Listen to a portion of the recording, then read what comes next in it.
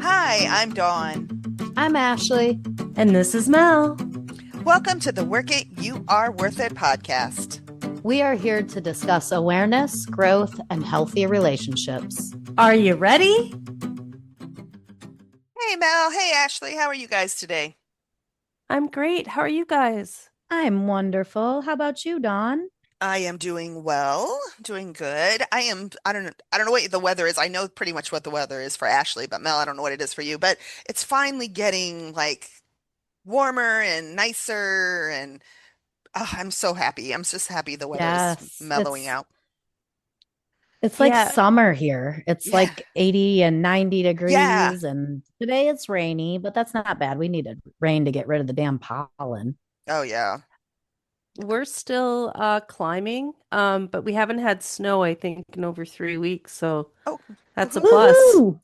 Woohoo. And right now it's really, really sunny. I was outside earlier today in the morning, just sitting outside. It was really nice. Yeah. So, what Yeah. are your temperatures running? Today we're about almost at 10, so I don't know what that is for So you 10, guys. so Yeah, 32 degrees comfort. for us is 0 to you. So 10 to Yeah. you is probably about 45-ish. Yeah. Yeah, about that. Okay, Okay. sweet. That's So we're not climbing. terrible. No, we're That's climbing. beautiful hoodie sweater weather. Yep. Yep. Robson shorts. I'm Yep. not surprised. Yes, he Don't is. blame He's in him. shorts Yankees. and t-shirt. Yankees. Gotta love it. People from the north always wear shorts when it's Always. cold. Yep. Yeah, it's such a strange thing. But Yep. Yeah, so it's been just nice. I actually, yes, started a new book this week. That's one of the things I'm trying to work towards getting back into reading that I kind of had stepped away from. Um the book's called The Stories That We Tell Ourselves. And so I actually took the book outside last night with the dog and sat out as the sun was setting. And there was a beautiful breeze and read for about 45 minutes. And it was just so nice. Um, Gorgeous. yeah. So I was like, oh, not finally. But anyways, so with that said, this whole, where like for me, I kind of gotten away from reading like my air quote self-help books. Um, Kind of put them away, especially after, last year, Ashley and I went through this thing, and it was right before Mel came on, where we were kind of just like, okay, what are we going to do with this podcast? What are we going to do with this? And then we decided Mel to come on, when we took that transition, right, I gave up sponsees, or most of my sponsees, I gave up, right, because we stepped away from the Coda umbrella. And so I don't know why, but I gave up. Maybe it was just burnout. Maybe I was tired. Maybe it was just too much. But I gave up reading. I gave up some of that stuff that I had done so much of for so long.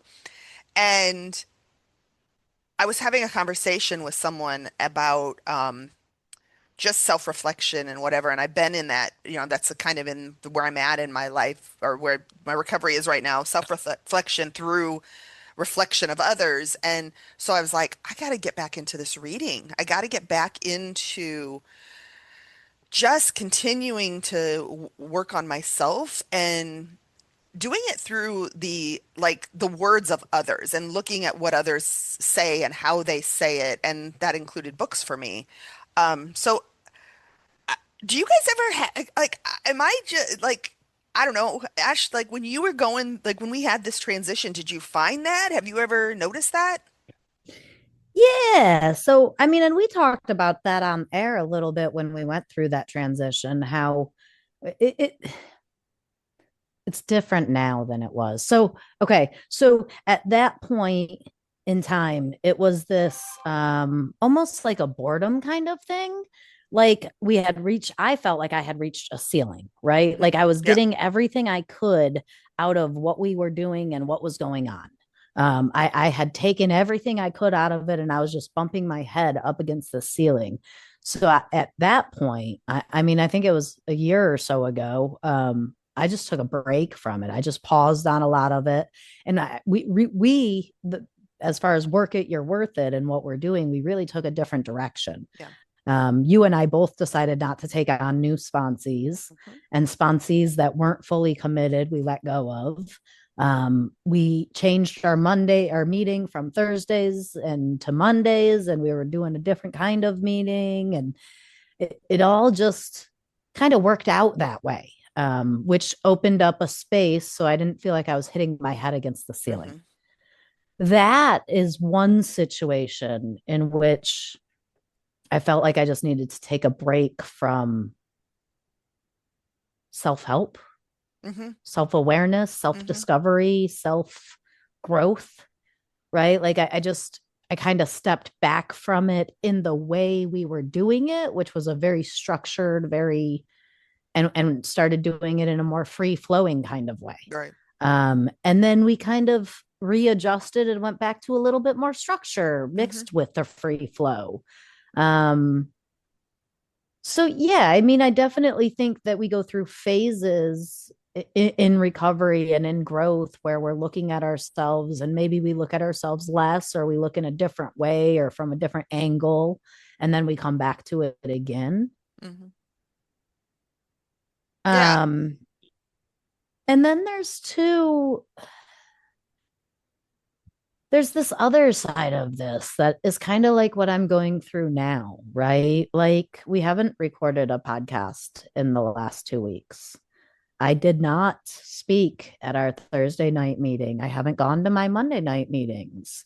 I have not spoken with any of my sponsees in the last week. I haven't done a single bit of step work. I haven't done any self-awareness, self-growth, self-healing, self anything. I have been in total isolation mode. I've been in total avoidance mode. I have been in um, total just put one foot in front of the other and wait for everything to catch up. It's very different, right? Like, this is I don't know, it's just an emptiness. It's just a blankness. It's just a forcing myself to go one foot in front of the other.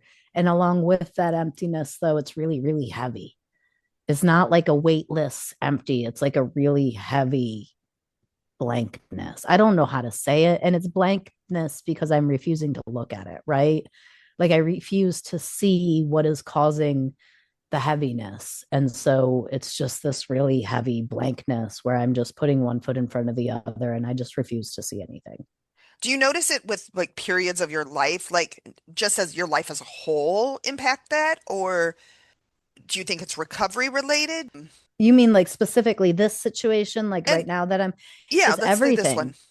everything. It's everything. It's everything. It's just, I think I said a month or two ago that it's just too much. Hmm. Everything's too much. I think I said 6 months ago, I can't take one more thing. Yeah. And a year ago, I think I said, this is too much, guys. It's just too much. I don't know how I'm doing it. And at this point, between the kids, not that my kids are doing anything wrong or bad, they're not. I love them, Mhm. they're amazing. And I'm a mom, right? Right. Worry about the kids and their lives and what's happening with them. My son is in the army, and we all know what this time is. Huge worry about my son right now. He is currently deployed. Um, Things with my daughter's father and custody and child support, things with work and hiring and firing and being understaffed and overworked and high expectations and trying to balance it, the politics of the world, just all of it together without any space for space, Hmm. without any time to create space, like without any room. And it's just all of it. It's just a lot. And it's just too much in this moment, right? Like, Hmm. one foot in front of the other, and eventually one thing will be lighter and I'll be able to manage that thing. And then that thing will go away and that will create space for something else. Right. Um, and then just too, as a person trying to live my own life and trying to move forward in my life and give myself what I need and build relationships with other people, friends, family, significant others, it doesn't matter, and just trying to find the time to balance that with all of these emotions and other things going on. And it's just I just don't have it. I just don't Yeah. have the energy for all of it. It's just too much. And there's some things that are important, like my children and my job and myself. And there's some things that just aren't, right? Like the politics of the world Right. and building a relationship with a significant other and maintaining relationships with difficult family. Like there's Hmm. just no room for some of that stuff. Unfortunately, recovery and self-awareness and self growth becomes one of those things that like it's taking everything I can to get through the day to maintain where I'm at. The thought of worrying about growing is like, fuck that. Why would I worry about growing when I'm doing all I can just to get through the day right now? I hear your recovery still, though. The awareness that you have around what you're capable of giving right now to anybody, even to yourself, is the forefront of what you've just said. I think that just because you took a week for yourself to process everything that you're feeling right now is growth and awareness. Which I think is interesting too, because 10 years ago, I would have just put that on the plate as well. Like I wouldn't have removed anything from the plate. And I agree with Mel. I think that is it's okay, all of it is too much. So what can I take and put over here and just leave this over here right now? Doesn't mean I will never come back to it. It's just it's over here right now. And the other thing is you're still showing up for yourself. Like maybe you're not like hardcore trying to intentionally grow, but you also are intentionally trying to stay where you're at. You're Yeah. not letting yourself go backwards, right? You're still, yes, you didn't talk in Thursday's meeting, but you fucking showed up, Yes. right? Yes, we haven't podcasted in a few weeks, but we met every Sunday. Yes. Um, you're still having conversations with your higher power. You're still grounding yourself in your beliefs and who you are. And I think we have to give ourselves a break sometimes where it's like, I don't always have to move forward or up or whatever you want to say. If I can sit right here for a minute because I need to. And I think you're right too, Mel. I mean, it is having the awareness of where I'm at is and giving myself the space, like you were saying, Dawn, to be where I'm at is growth because I wouldn't have done that 8 or 10 years ago. I would have forced myself to Hmm. pretend to be somewhere I'm not. Right. Um, and at the same time, and with that being said, sometimes that awareness is like salt on a wound because I am fully aware that I'm isolating. I am. I am 100% aware that I am folding my emotions up and my feelings up as tightly as I can, and I'm putting them away because all of it feels like too much right now. I am aware that I am taking all of my energy to maintain my day to day and just get through this day. And sometimes that awareness is like a salt in the wound. Um, it would be nice to be ignorant at this moment. I would love to climb into my bed and put the pillows over my head and have absolutely no understanding or reasoning and just be there for several days. And my awareness won't allow me to. And my awareness forces me to do everything I can to maintain where I'm currently at and not fall backwards. Yeah. Yeah. Sometimes it definitely sucks sometimes, but Yeah. it is growth, right? It's not a bad thing. It Right. is growth and it is important and it is needed. And the only way to not be stuck in my bed for 6 or 8 weeks or months and lose my job and lose my house is to have that awareness that I can't go to that. Right. Um, I can. It's right. That's part of that awareness is knowing that I do have a choice and I am choosing strength. I am choosing growth. I am choosing healthy recovery. I am choosing myself in that way. And that is part of this awareness. And I have to give myself that credit. It's such a double-edged sword. It is.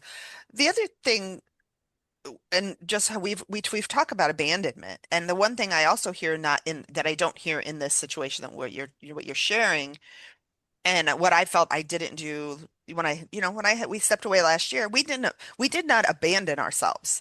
And I think there is that right there as well is your growth is growth. Maybe it's showing that Huge growth. growth. Huge growth.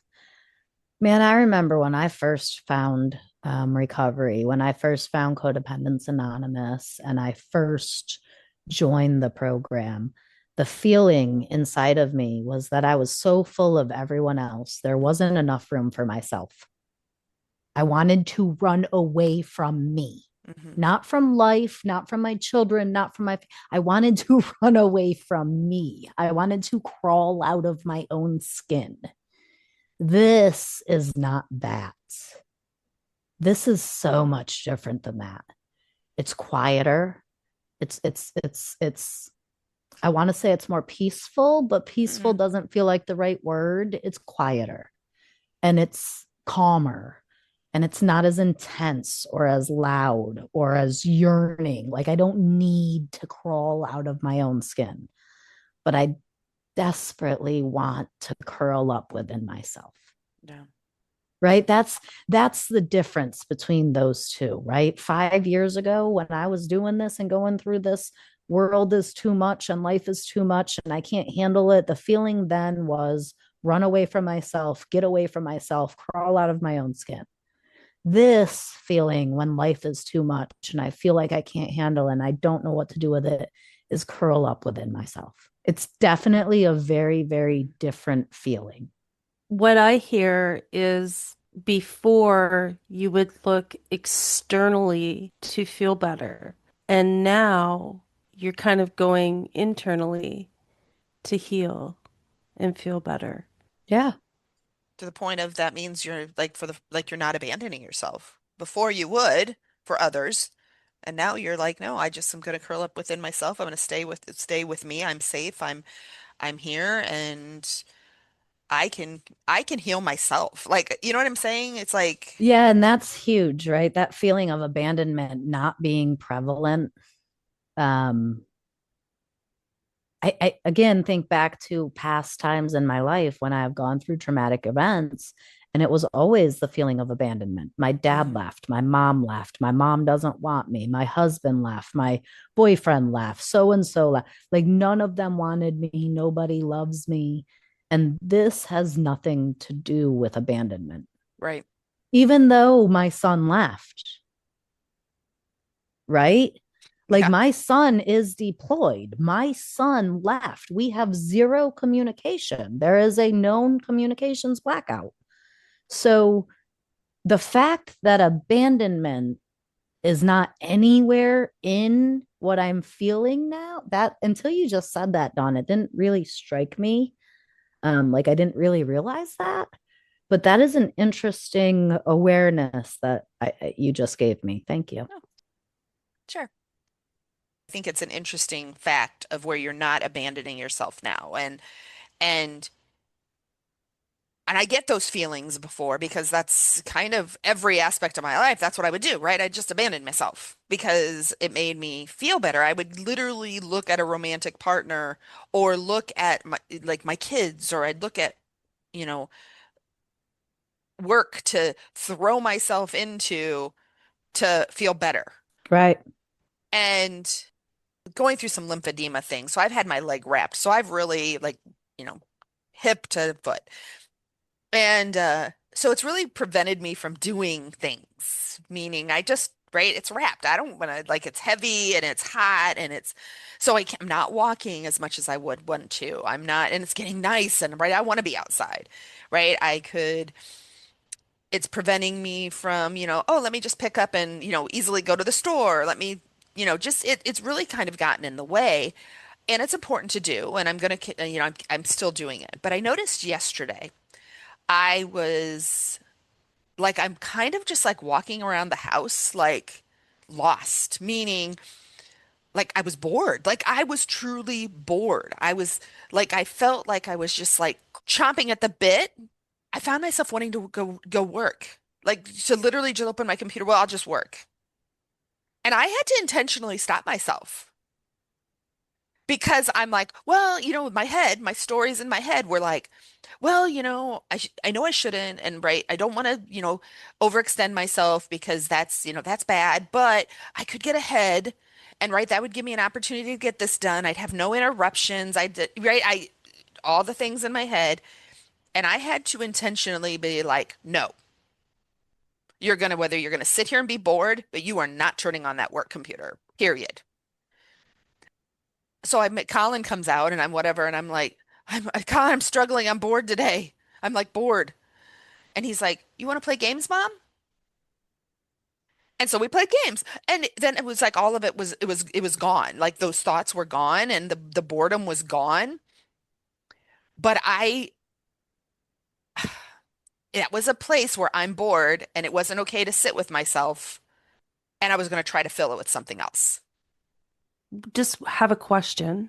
Do you have a boundary with yourself that you will not work on the weekends? Is that why it was such a hard no, I'm not going to work? And I only ask this because I have a lot on my plate, but I can't bring my work home. I really wish I could. So when I'm at work, sometimes I think to myself, I would love to bring this home right now, you know, and do this from home. I would just sit there and do it in the evening. Um, so my question is I would love to be able to do that, but it seems like if you were to do that, you would be going against something. So is there a boundary that you've made with yourself? Yeah, there actually has. So one of the things I mentioned to you guys that, like I am working towards a promotion and right, I want to get this promotion. And at the same time, it would be to get that promotion would be very easy to take on like, let me work on weekends. Let me get ahead. Let me, right, I'm a streamliner. I'm an automation person. Shit, if I could do that on the weekends and, blah, blah, blah. Yes, I could say it's fun for me. But what's going to happen is there's nothing saying I'm going to get this promotion. Then I am extending myself beyond what my pay grade is. And now I'm working for free. I'm salary, so I never technically never work for free, technically. But there is that piece of where I have to make sure because no one else is going to keep my work-life balance other than me. So yes, to answer your question, there is a very much of an intention around, no, I am not going to do this. So, right, COVID, I started working from home. I worked from home for almost 4 years. Then we started going to the office part-time and still Monday and Fridays, I work from home. With a leg, I'm working from home as well. But anyways, the side note, I have this at the end of the day, at, first of all, I shut down my computer. That's number one. My computer does not stay on. I don't let it go into like timeout or sleep mode or whatever. It's a very shut down process. And in that process, my brain shifts and I actually shut my computer with a snap. And so my brain has learned, boom, I'm done. So first thing I want to say is when you think about workaholic, being a workaholic and having workaholism, um, the whole issue with it is that I am so full of work Hmm. that I have no space for me. And the whole thing with Dawn's story about yesterday was I was bored and instead of trying to find something that I needed to fill that time, looking within myself to find what I needed to fill that boredom, I was going to jump on work because it's easier and I can focus on work and not think about me. Right? Those are the things that create the difference between, hey, I'm overwhelmed at work and I'm going to pick up a couple extra hours on Yep. Saturday because it's really going to ease my plate on Monday. And I'm being a workaholic and I'm filling my time with work instead of myself. The other thing that I wanted to say is, Dawn, your process as you shut down. Hmm. I have the same, Yep. literally. I close this program and then I close this program. And then this is my last program that I Yep. close once I make sure everybody is clocked out and it's all done. And then I do the shutdown. I wait for it to do do, do, do, do, do. And I And hear then, my scanner go off and then I boop. And I hear. And as soon as I hear that, it's like this part of my brain turns off and yes. goes to sleep. Yes. It is like I feel the release. So for me, not only do I turn my computer and shut down, but then I also close down the warehouse, Hmm. right? So I close all the bay doors. Well, I check all the locks. I make sure everything's closed. I pull on the doors and make sure everything's locked. And then I set the alarm. And then I close the front door and I put a cone against it. Okay. So when I put that cone against the front door, and as I flip off each of the lights, it's like another part of my brain turns off to the point that by the time I get in my car and I turn on my audiobook or my Yep. music, the work part of my brain has completely gone to sleep. It's like my boss will sometimes call me at 5:05 and I'm like, you're gonna have to wait till I get home and I can open my email back up because I have no idea what she's like, Ashley, you just responded at 4:15. I'm like, I understand that, Sam, but I don't remember. Sorry. Right? Like it And just turns off. it is. It's such this disconnect that I've created that and truly it was COVID for me that had to And it do was an that. intentional creation on my part. Yes. I Yes. created that process and I follow it like that because it allows me to turn off that part. Hmm. Because what would happen, especially when you work from home all day, it is easy to have this computer up and running. Like it's sitting right here. I'm touching it right now. It's always here. So if I left it open and left it logged in and left it connected to our VPN and I did, it would be so easy to just go in there. Um, oh, I'm gonna, oh, I hear a ping. Oh, let me go see what it is. Oh, I hear an email, my email go off. Oh, let me go see what it is. And so what happened, and this was a really big thing that happened in the beginning with COVID, was I was constantly coming back to the computer, coming back to the computer, coming back to the computer. And there was a lot of people that did that. Anybody on that's listening probably and had an office job during COVID probably can relate to that. And it became this intentional thing. But Ash, I have to ask you this because it's just, I'm curious. The order you shut things down, is it application, email, Teams? So I don't have Teams. We use Google Chats. Okay, same So our, thing. our email, but yes. So my email is the last thing that I close, Okay. which my chat is also the last thing I close. But it's for me, my computer is the first thing I shut down, and the warehouse is the last thing Yeah, I yeah, shut yeah. down. So when I turn those lights off and I put that cone in front of the door, it's like when for any of us moms that had kids and you had to sit on the floor and pat their back and then they'd fall asleep and you'd like crawl out of the bedroom and Yes. gently close the door and you just this And then, yes, like, oh, thank God it's done. And that's what it's like every day when I mhm, close that door, I turn those lights off, I close the door and I put that cone in front of it. It's like, okay, that is done for the day. And it's almost like somebody told this story. If you take your bags off at night when you're done with work and you set them at the door, and then you go home and you do your thing, when you go back the next day and pick them up, it's somehow they're magically lighter. right? Nothing is out of them. You haven't lost anything, but somehow the That's true. bags just weigh less. And it's like when I put that cone in front of that door and I close that door, it's like I took those bags off my shoulder and I just set them down. Yeah. And just this part of my brain just takes a sigh of relief and it just turns itself off. Yeah, when I'm in the office and I leave the office, right? It is very much I think you're right. Like it's a shift the minute I step out the door, it is this another layer of and I find myself like I'll take a deep breath, like just to bring in that cleansing air and breath to cleanse my body, free my brain. And yeah, it's anyways, Mel, does that even answer your question? Well, I'm going to associate when I leave work to this equivalent of when you get to take your bra off at the end of the day. Oh, Yes. that is another layer of that. Yeah, Yes. that's how it Yeah. kind of feels like for myself. I'm a 5 minute walk, so I usually walk home. I've been walking since the weather's been a lot nicer. And um and work has been heavy. If anyone's in my inner circle right now, they know it's been really difficult the last couple of weeks. Now I've gotten to where when I do walk out the door, it's a huge intake of air. And and I just look to connect with something. And I texted Ashley the other day about trying to connect with crows. So I've become So this amazing. I love it.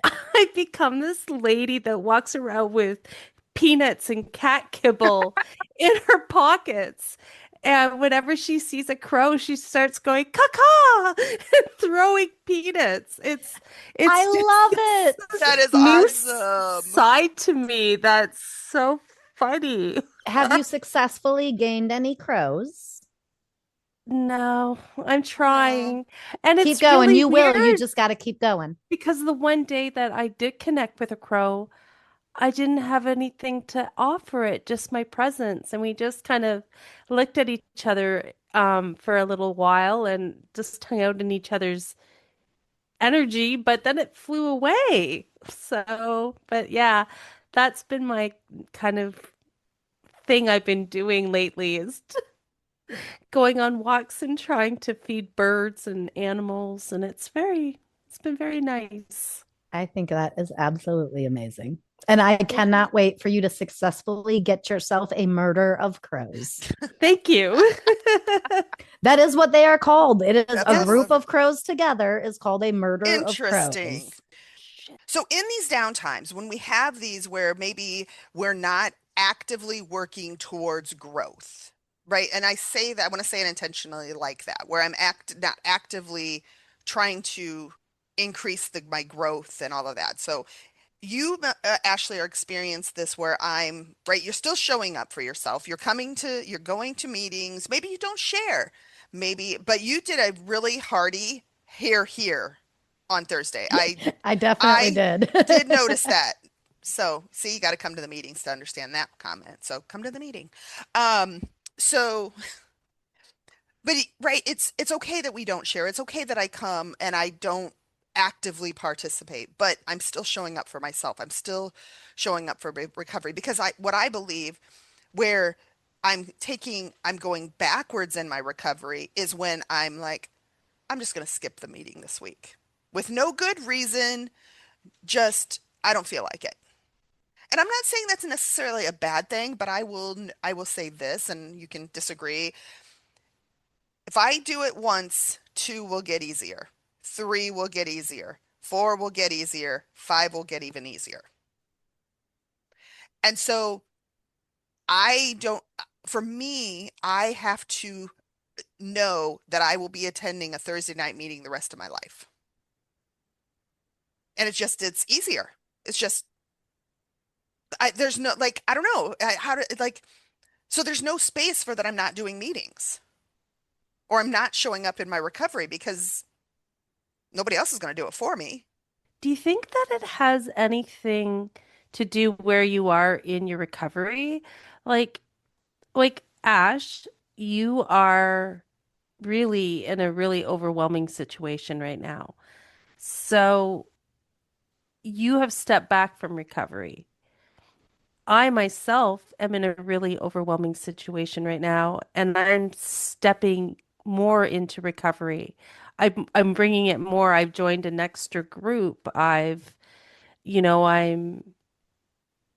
engaging more in step four work with myself and to try to navigate this time of my life in a really healthy way. So, do you guys think it has to do with changing the brain patterns and changing the patterns of how we do things that when we do get in really difficult situations further on in our recovery, we can take a step back and give ourselves some breathing room?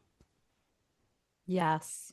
Yes, I do think that. So, had I not spent the last 5 years actively working on self growth, actively working on self awareness, I would not have the tools and the knowledge to use those tools, right? So over the last 5 years, I have spent every day of my life actively practicing using these tools until using these tools just became second nature.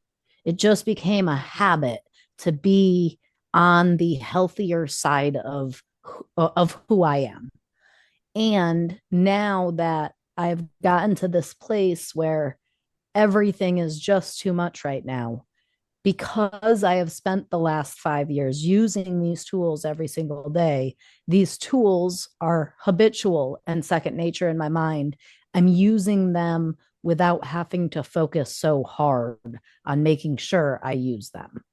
Like for myself, um, who's coming up to their 2 years in Codependence Anonymous, um, when I'm in a situation, I still have a worksheet that I pull out that has like 25 questions on it, and I answer them.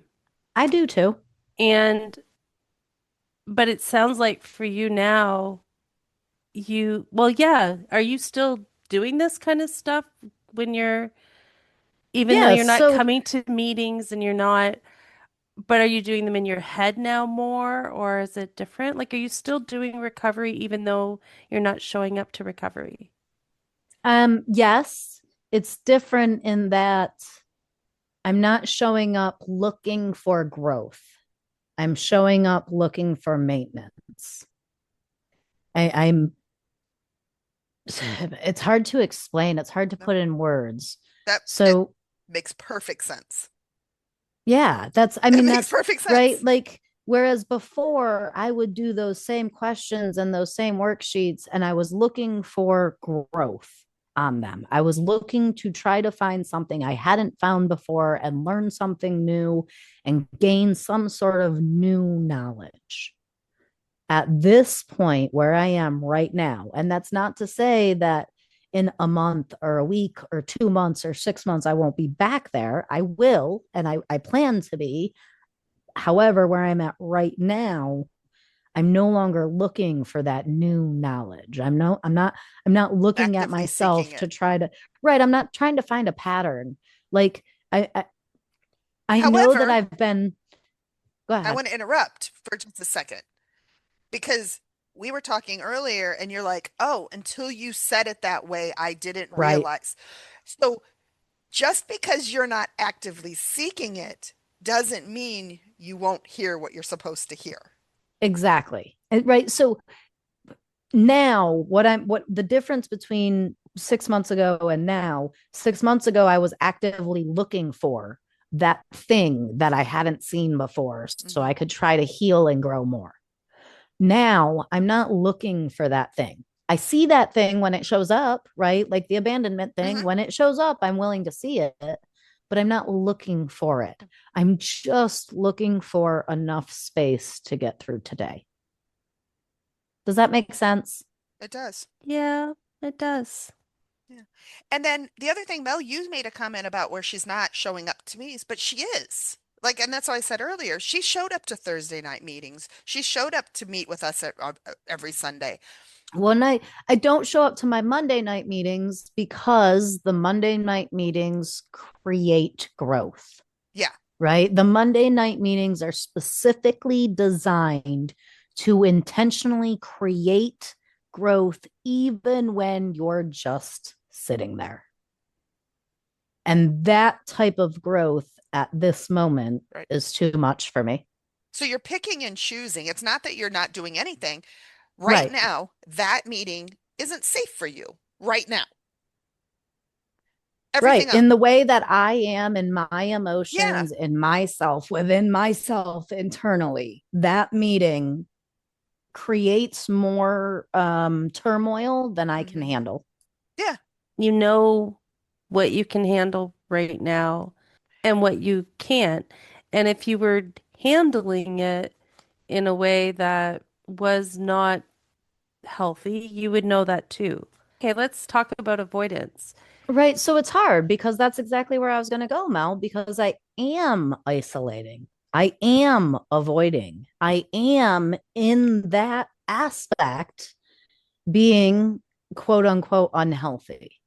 However, with everything that is going on, is it unhealthy to not look for growth? You know what I mean? Like it's such a fine line. And I think it depends on where I am internally, where you are internally. When you sit with yourself and you look in the mirror, are you saying, right? Am I saying, I don't want to know, I don't want to know, I'm closing my eyes, I'm ignoring it? Or am I saying, wow, I see that. That's really big.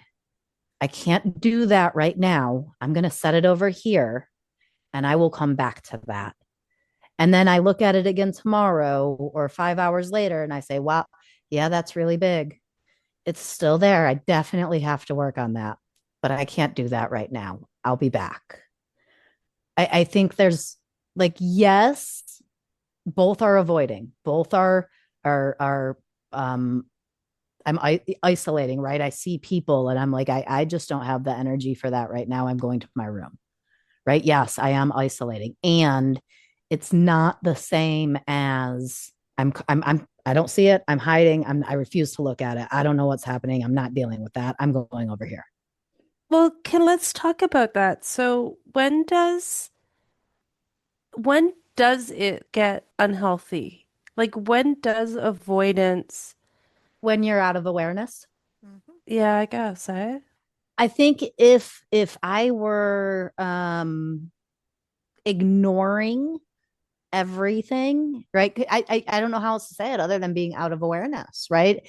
The fact that I am aware that these things are here and need to be processed and handled, and I don't have the space to process them right now is the one thing I think takes it into, wow, that's healthy. Okay, you're avoiding it and you not avoid I'm not even avoiding it because I walk up to it, I see it, I know it's there. I'll talk to it. I will have conversations with it throughout the day. I'm not avoiding it.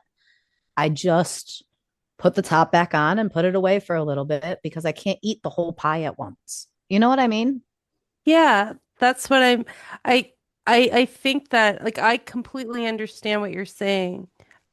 I've seen so many people disengage out of their lives.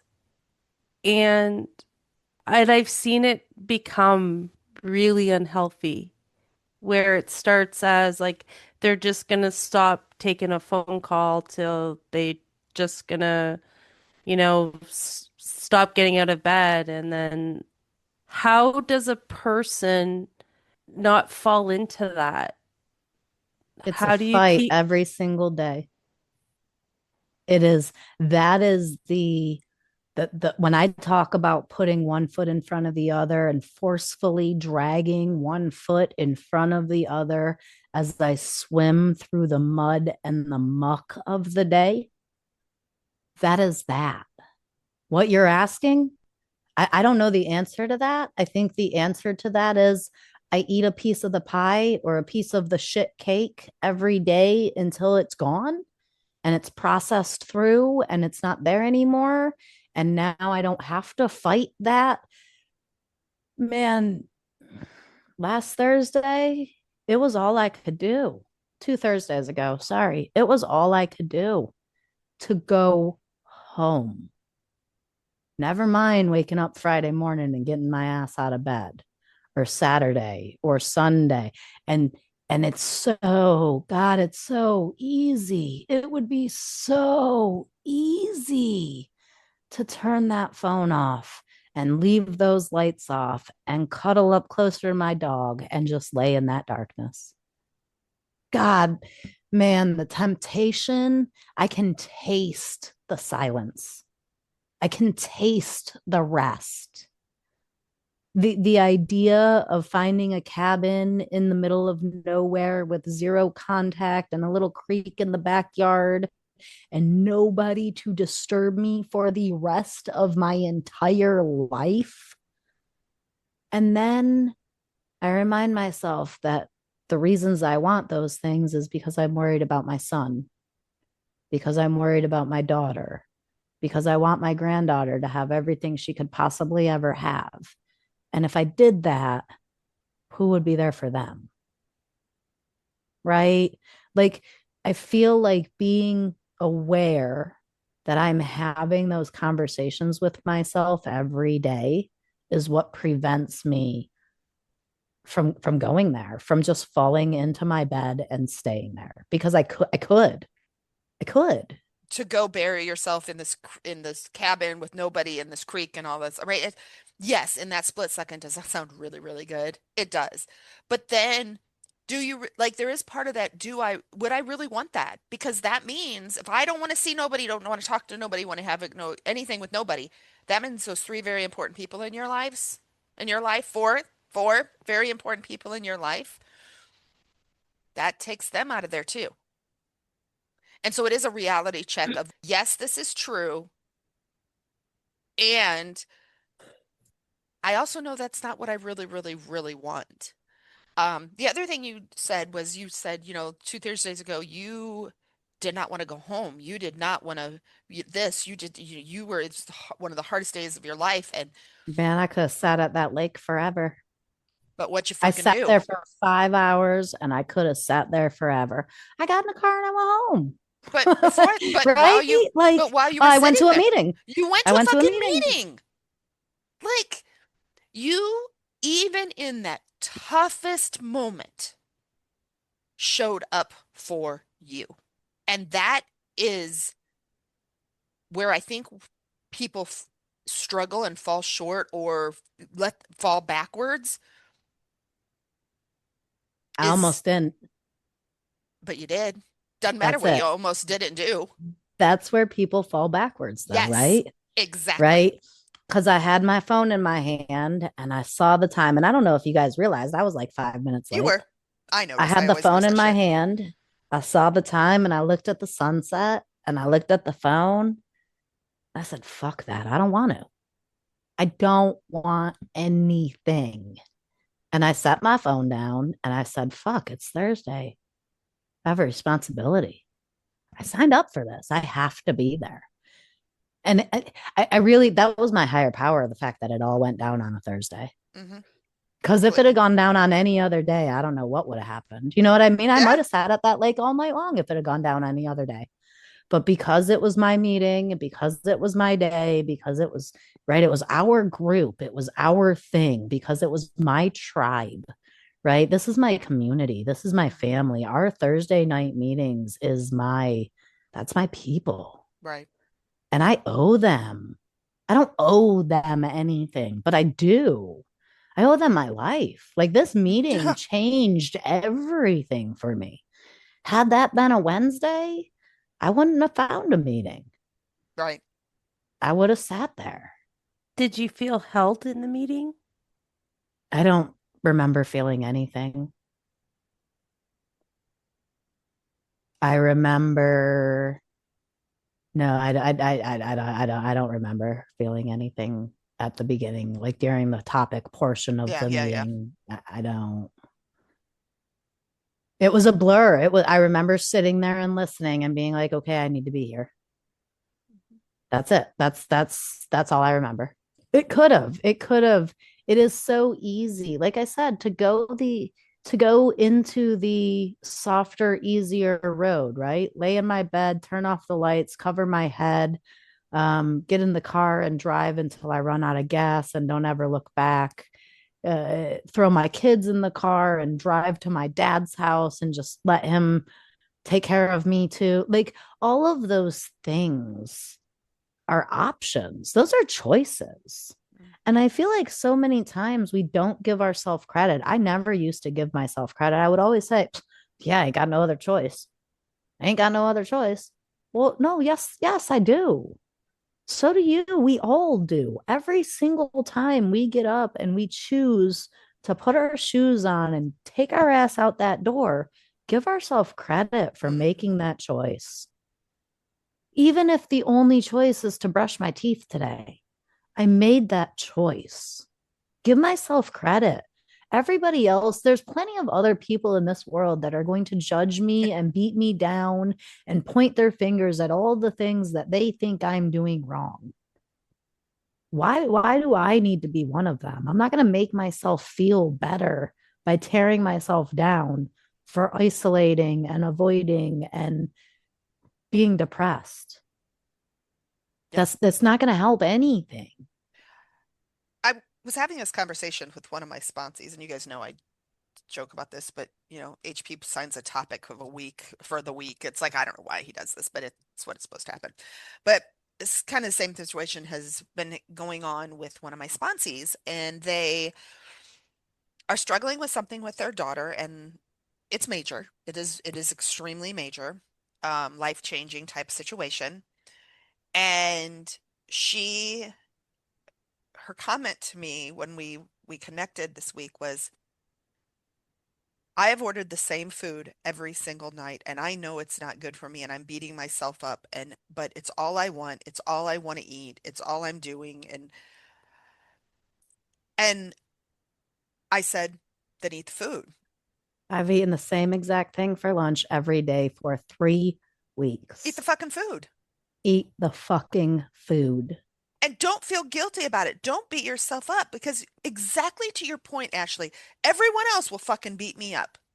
And if I am literally just trying to exist in this moment with a situation that is going on with my life that I have no control over, and I am scared to death that my child is their entire future could be put at jeopardy, eat the fucking food. Eat the food, lay in your bed and cry, take a walk in the woods barefoot and scream at the top of your lungs. Yes.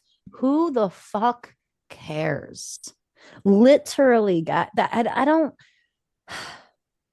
whatever I need to do to be okay right now is okay. Yeah. I don't care what my mom thinks about it. I don't care what I think my mom would think about it. I don't care what I think my grandmother might think about it. I don't care. Mm-hmm. I don't what I need to do right now so that I can be okay, so that I can keep my job, so I can keep Yep. my house, so I can keep my kids, so I can keep my dog, so I can keep my mental sanity is okay, whatever Mm-hmm. that is. As long as I'm aware that this is okay for right now. Yes. It's okay to fall down and cry about it and have a fucking tantrum and bang my head against the wall as long as I am willing to stand back up once I have exhausted all of that energy. And that's what I would say is I would ask Ash is this, at what point do you have to shift into that, okay, it's time to start picking myself up, I don't know. right? You'll know There's it when it's time. exactly. There's I'll no know set when it's time. time. There's no set time.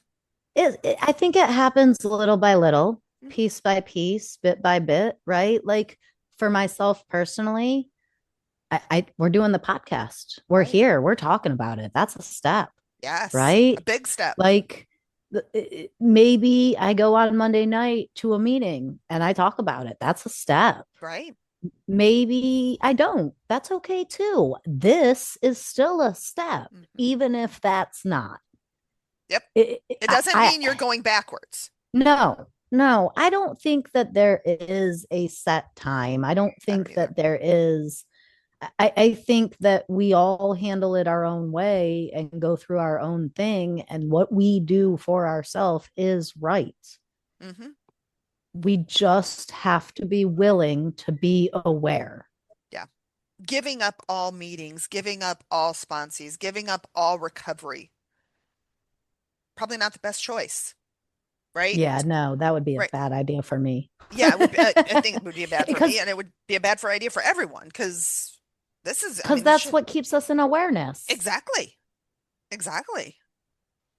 I think for myself, I'm noticing now when the challenge, like where I am in my recovery, which is still early recovery, when the challenges now are getting harder, that's when I throw recovery at it the most.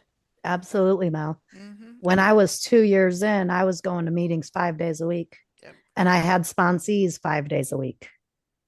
That was right 2 years in. I was full speed ahead. My entire life was the program so that I could find a new way, new habits. I had to replace old habits with these new habits in order to even get to a place where I could start to be in recovery all the time. And I have Um, two sponsees now, and um, they're really early days in their recovery.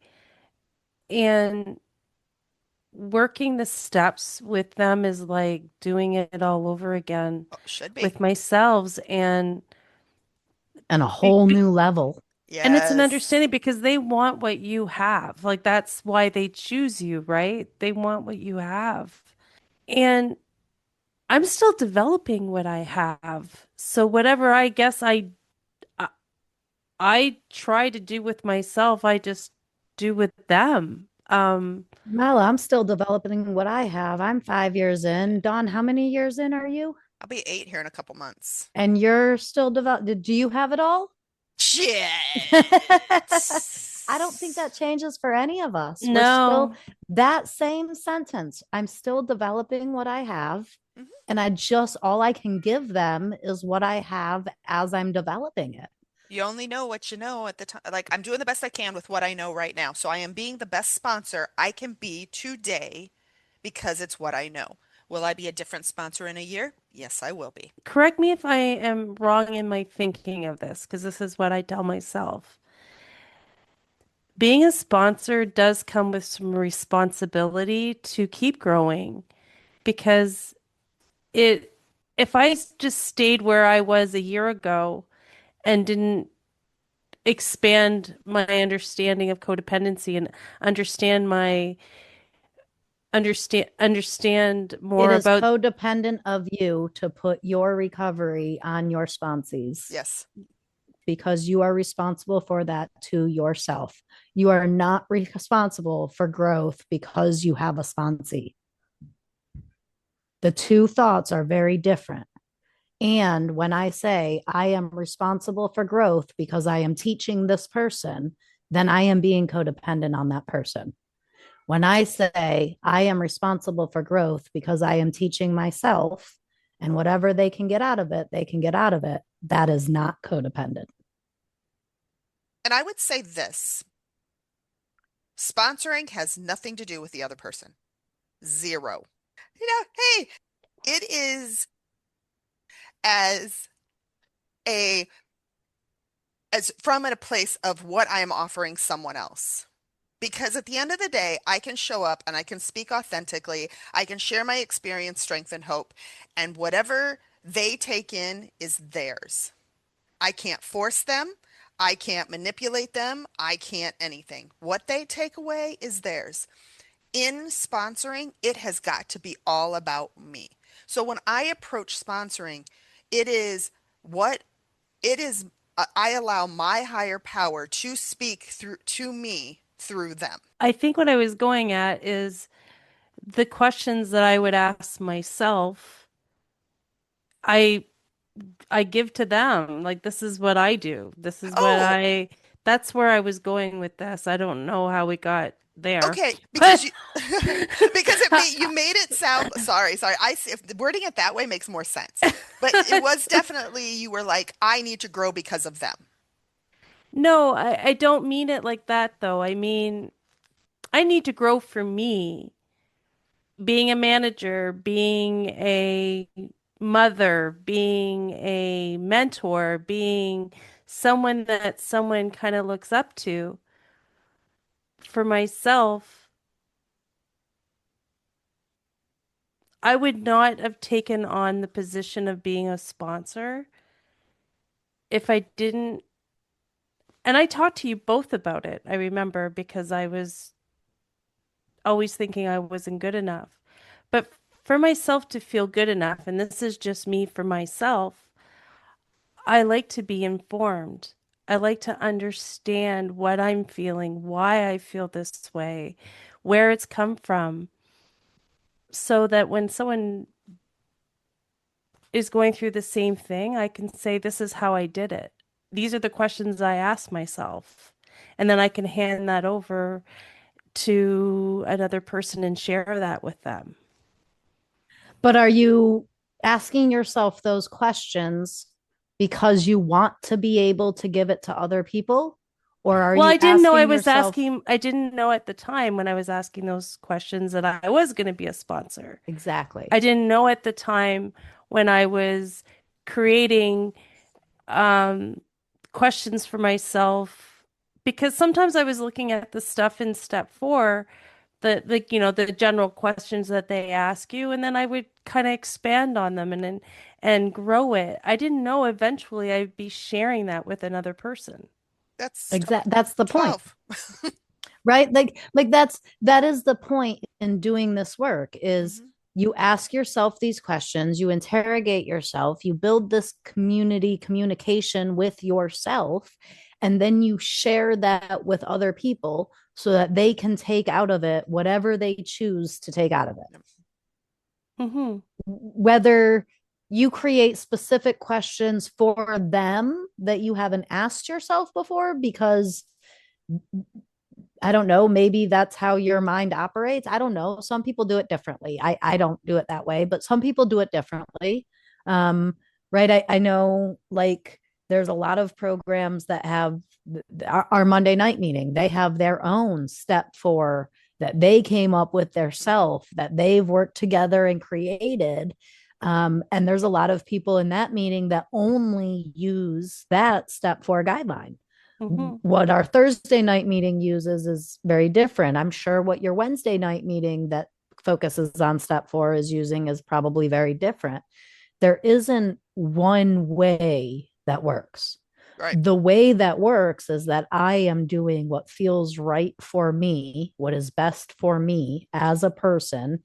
And then I will share what worked for me with others. It Hmm. might work for them, it might not. That's neither here nor there. It worked for me. Mm. So for me, Mel, and you're experiencing me in a sponsee position or sponsor position with the Wednesday night group. And it's very much exactly how I am as a sponsor. And that has grown from like Ashley doesn't, I mean, I'm not that much different because of who I am, but I'm not the same sponsor I was with Ashley that I am now because I've grown, right? But I am very much, you're never, and Wednesday night, you will never experience a traditional step four, like what you think a step four is, because that's not the way I function.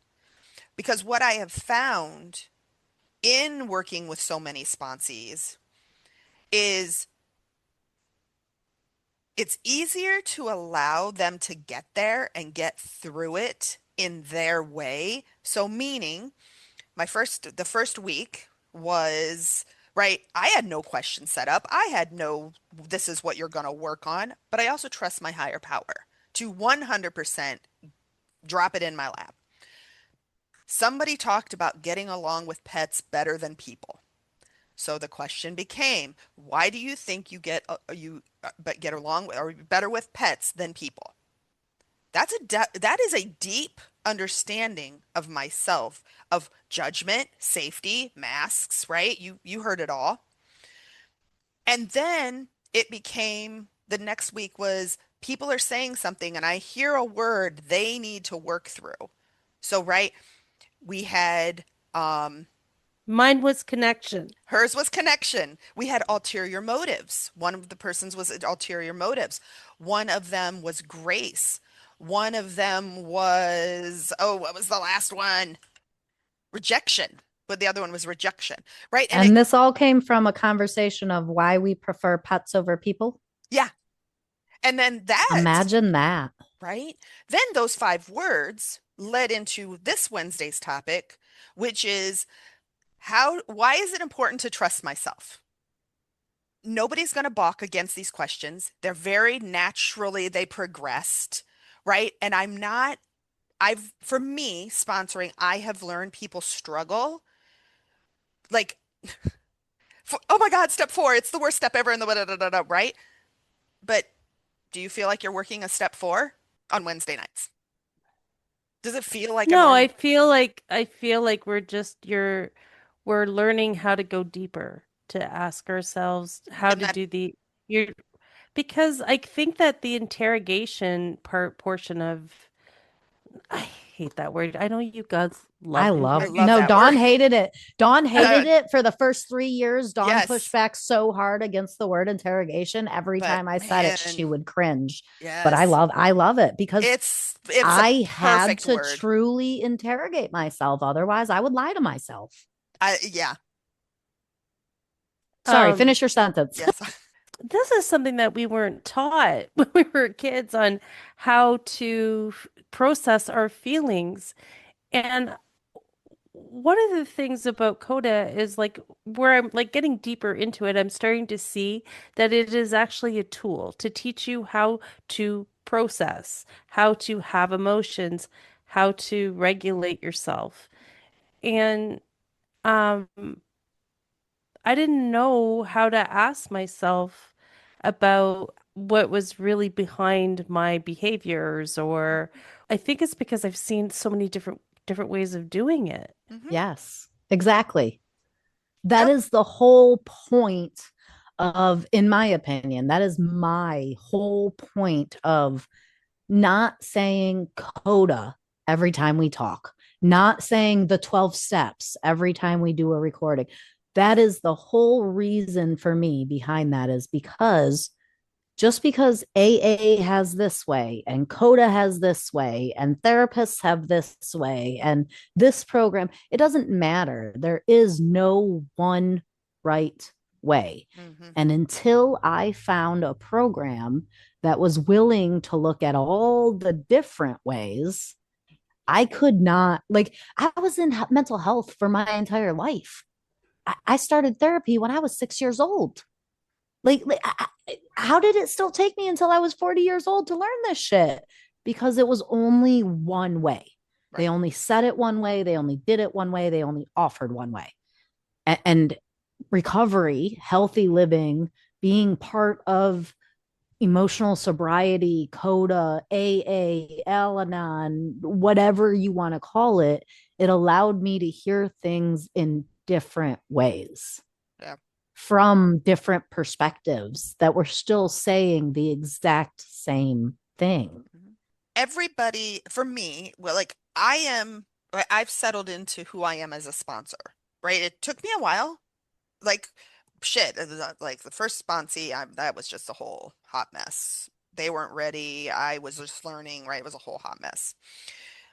And who I am today is who I am today. I've settled into that. I think, Ash, you're in a point where you're as well have settled into who you are as a sponsor. And I will say this, not everyone is going to like me as a sponsor. I'm not gonna, Yeah, no, right? I I'm am not not, everyone's cup of tea. not at all. And that's okay. Like I don't take that personal because the people that are meant to have me as their sponsee or sponsor are meant to have me as their sponsor.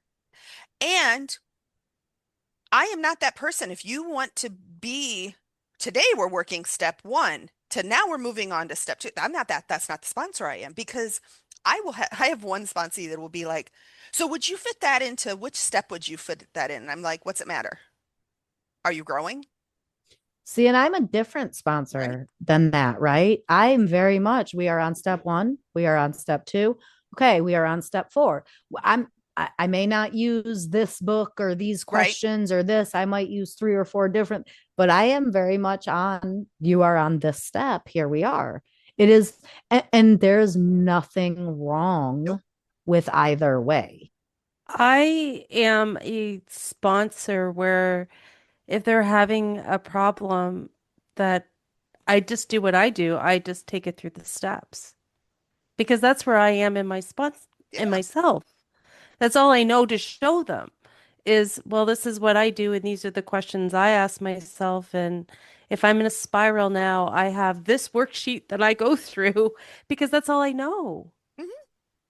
And I think I can't say that I was different early in No, me neither. sponsoring, right? Me neither. It's just I've evolved. My And recovery has you, evolved. Mel, you've evolved as well. Yeah. right? You're different with your second sponsee, your third sponsee than you were with your first one on the beginning of the steps. Hmm. That is how this goes. There's just no set path.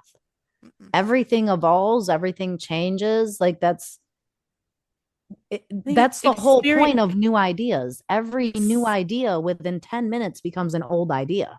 And you Right. have to find another new idea. If it's not evolving and changing and growing, then it's not getting new ideas.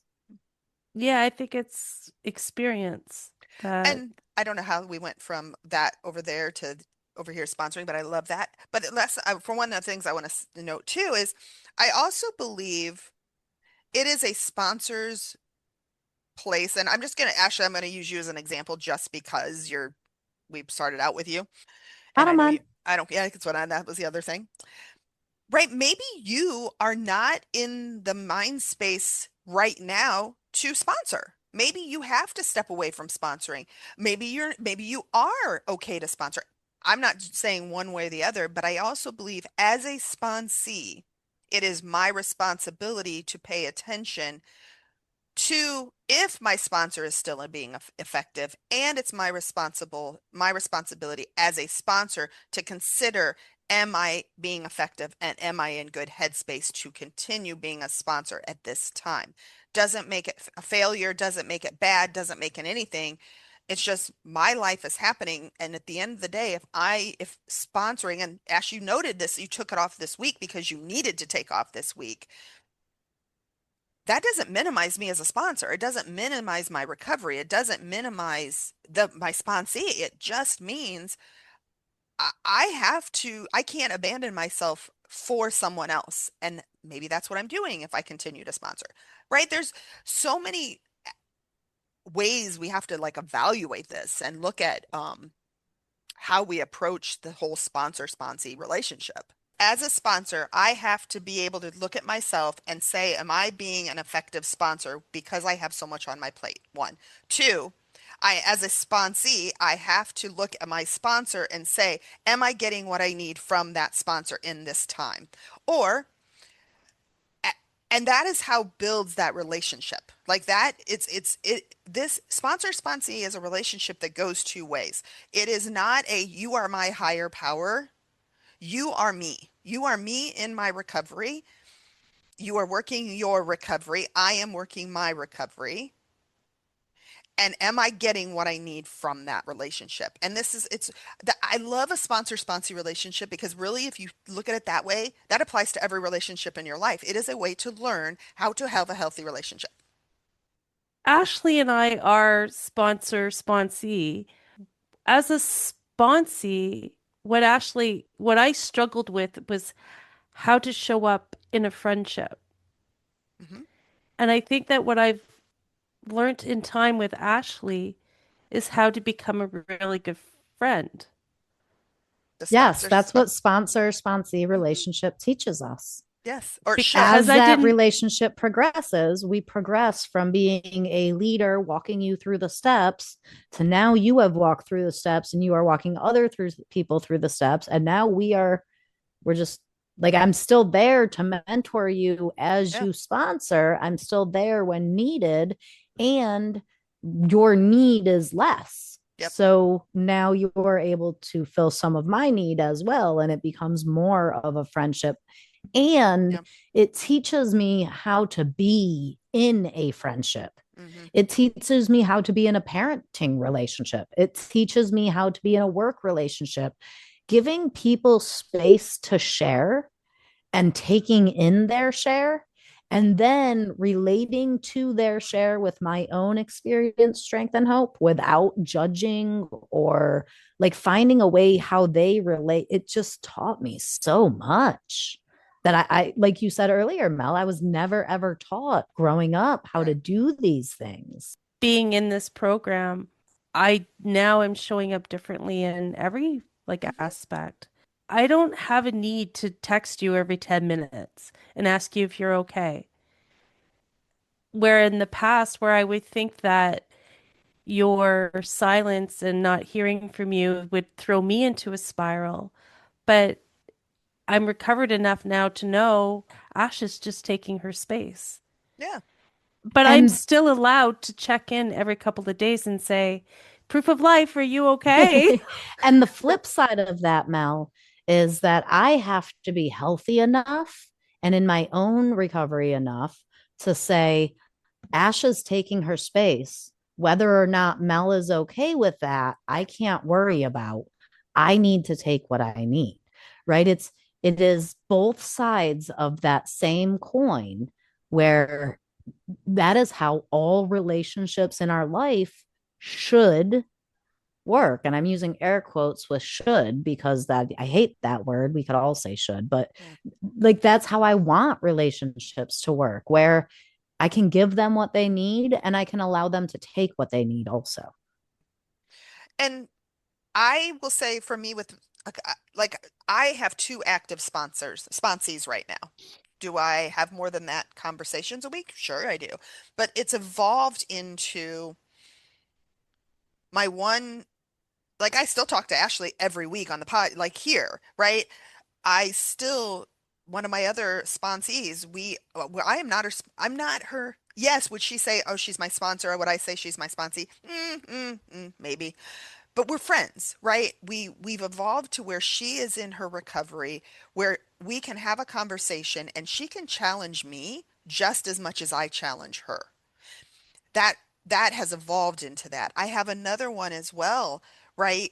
Um, and this one, Carrie, which was on the podcast recently, right? It's evolved into a friendship that as well. Does she look at me as a mentor in the program?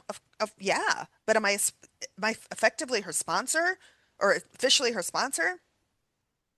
No. Would she refer to it? Maybe. Right? It's just, it evolved. And I think that's what happens in those relationships, or it should. Yeah, And I agree. yeah, and the other thing is I also can learn. I have a couple of sponsees, one in particular I'm thinking of that I've really been reflecting on lately. I haven't talked to her in 2 years, almost. I don't know a thing that goes on in her life. She doesn't reach out to me. I don't reach out to her. And we were very, very close. She was showing up to every meeting. But that's the way relationships work. They come and go in our lives. And again, sponsor-sponsee relationships are the perfect example of how relationships work. And it doesn't make her less than, it doesn't make me less than. It just means I just don't have this relationship in my life anymore. And I could sit here and think, well, what did I do? What did I say? Did I do this? Did I do that? Doesn't matter. It's just not there anymore. That's it. It just That's it, is what it period. is. Yeah. I think that with a sponsor and sponsee relationship too, the attachment is different. Like Mm, I think the that you have to, attachment is now different in every yeah. relationship since yeah. I have joined recovery programs and became aware.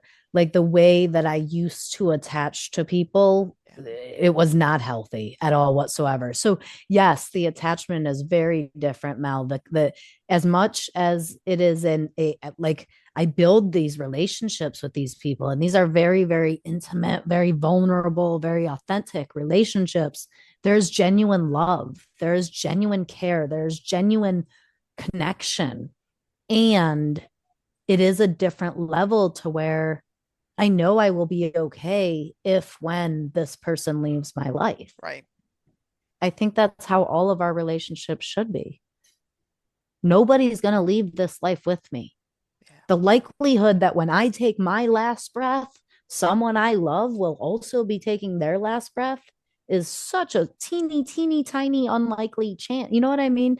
Nobody's going to leave this world with me. Mhm. So I need to be okay with people that I love no longer being in my life, or else I will never be okay. Yeah. You're right. Yeah. Love that, Ash, and I think that's the perfect way to end this for today.